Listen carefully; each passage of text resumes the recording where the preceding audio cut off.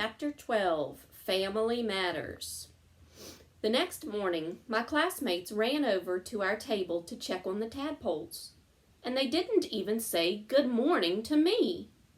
To squeak the truth, I was trying not to look at the tadpoles. "Look!" Simon shouted as he raced to our table. "Wow!" I couldn't help it. I hurried to the side of my cage to look at my neighbors. There they were, swimming around their aquarium. Their heads and legs had changed overnight. They didn't exactly look like frogs, but they were definitely not specks anymore.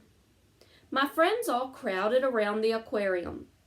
Joey opened his notebook and began to sketch. When Casey arrived, her cheeks were pink and her eyes sparkled. "I can't believe it!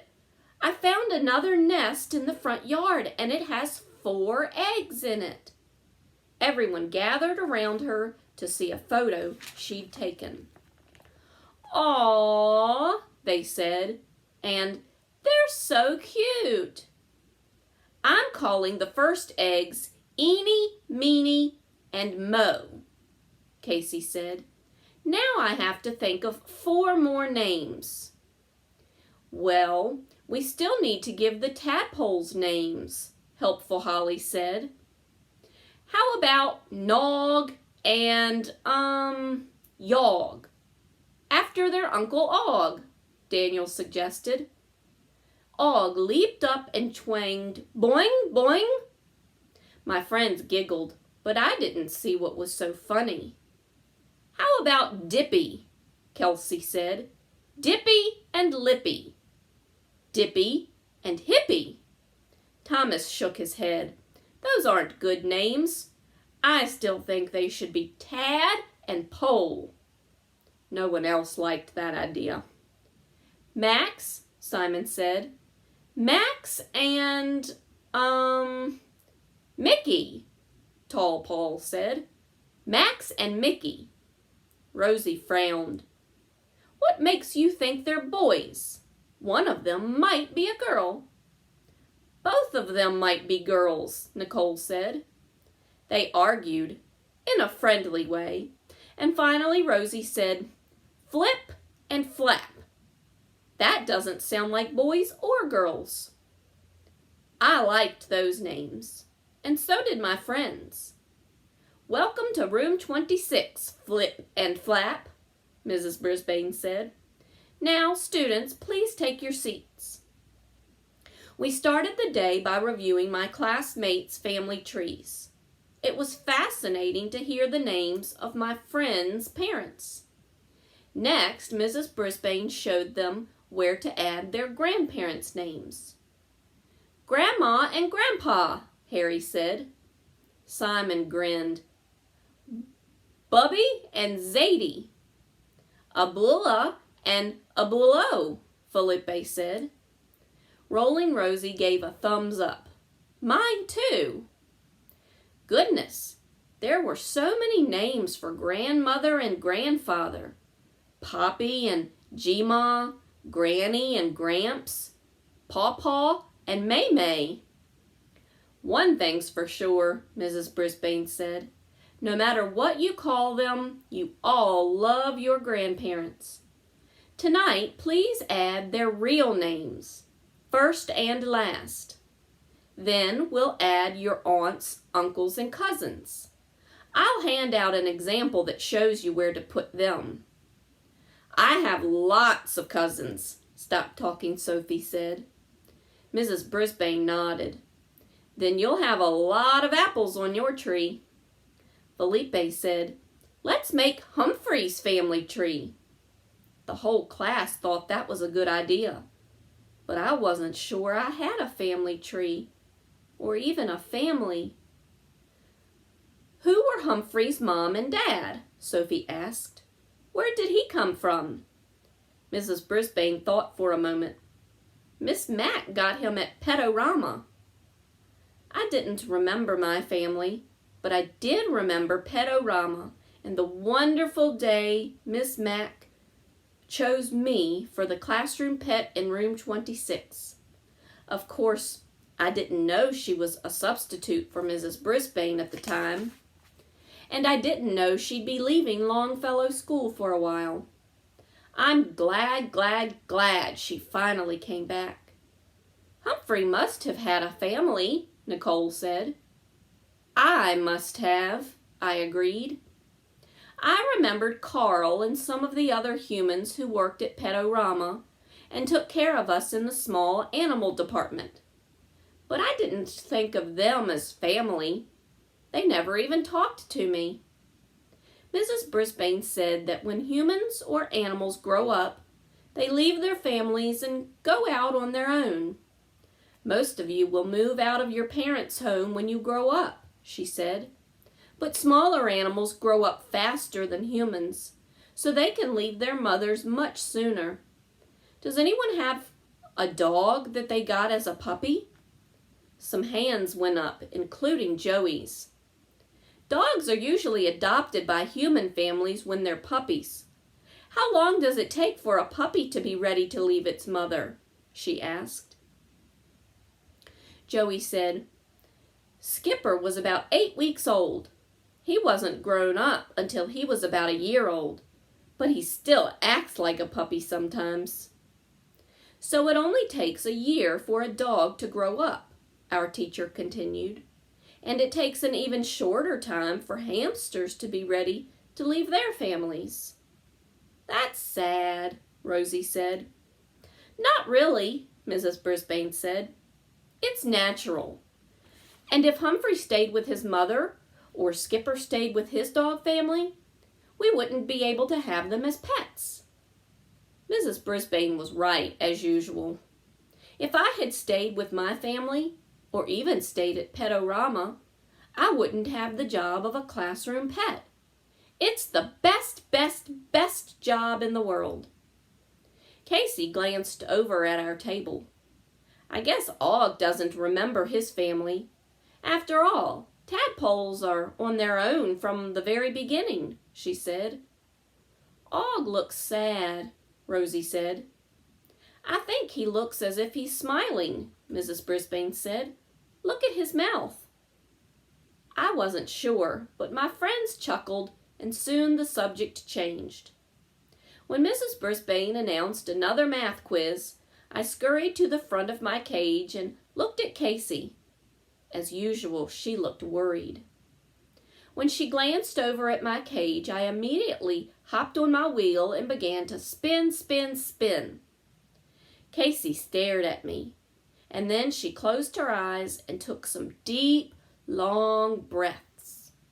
Mrs. Brisbane passed out the test papers. Casey took a few more deep breaths. I hopped off my wheel and watched her carefully. She didn't stare at her paper. She didn't hold her stomach. Casey picked up her pencil and began to read the questions. She stopped every now and then to take a good long breath, and then she wrote down her answers. She looked over at my cage from time to time, and I tried to be encouraging. "You can do it, Casey," I said. "You don't have to be perfect. Just do your best." Casey finished the test before most of my other classmates. When she was finished, she sat back in her chair and smiled. I was smiling too, though I'm pretty sure no one else knew it. On her way out of the classroom for lunch, Mrs. Brisbane asked Casey how the math quiz went. "I think I did pretty well," Casey said, "and my stomach didn't hurt." At the end of the day, Mrs. Brisbane made an announcement. "I think some of you know Aldo Amato, our nighttime custodian," she said. "He's Richie Rinaldi's uncle." "Yay, Richie!" I squeaked. He was one of my friends from the last year's class. "Aldo's wife just gave birth to twins," Mrs. Brisbane continued with a smile. "A boy and a girl. The boy is named Marco, after Aldo's father.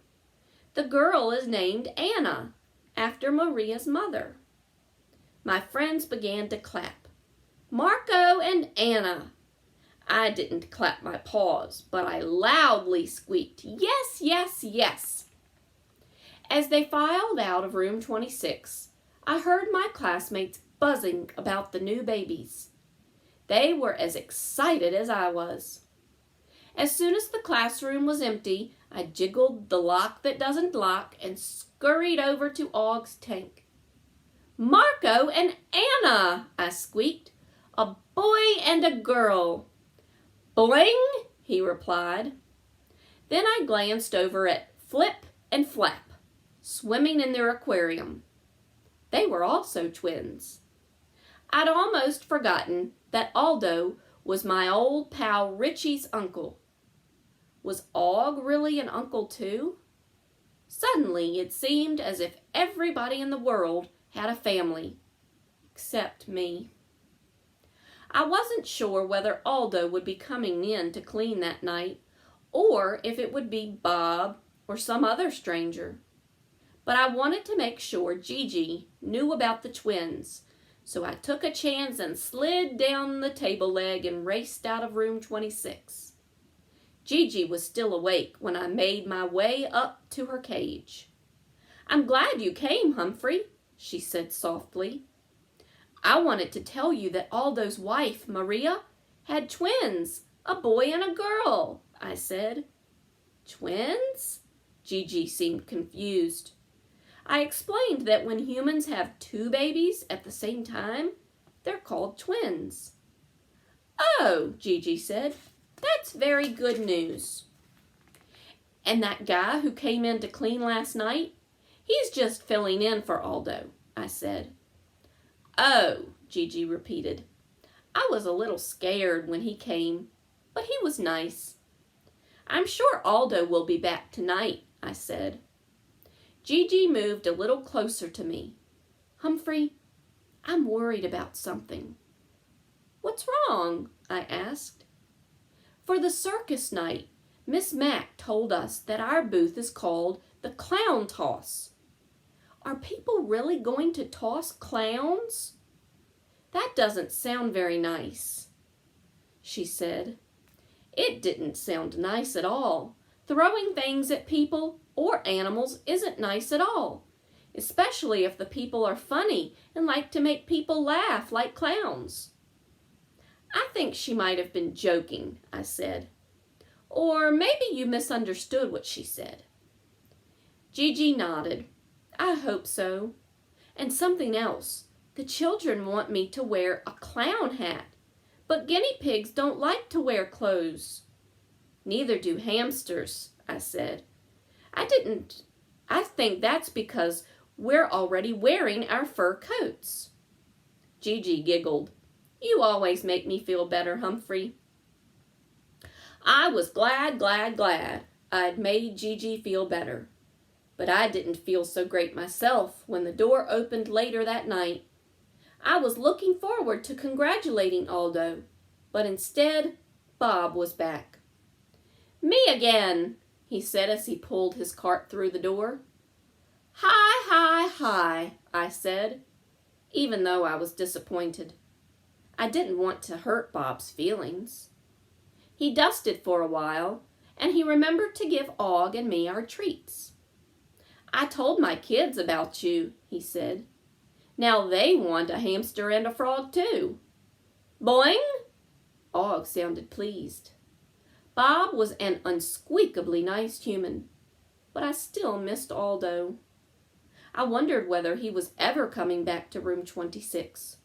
And if not, why hadn't he at least told us goodbye? That night I had a dream. I don't remember it very clearly, but there was a large, soft, furry creature who smelled wonderful.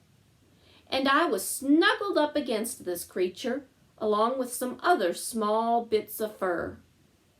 I felt so peaceful next to her, and I heard her say something to me. Remember this, she squeaked. No matter where you go, you'll always be my special golden boy. I woke up with a start and squeaked, Mother? The only answer was Aug's loud, Boing! Sorry, I told him. I think I had a dream about my mother, and some brothers and sisters too. Boing, Og replied. I didn't tell him the rest of my dream. After all, he probably didn't remember his mother and father at all. And he was green, not a golden boy like me. Humphrey's spring things. I felt a little sad to see no branches on my family tree.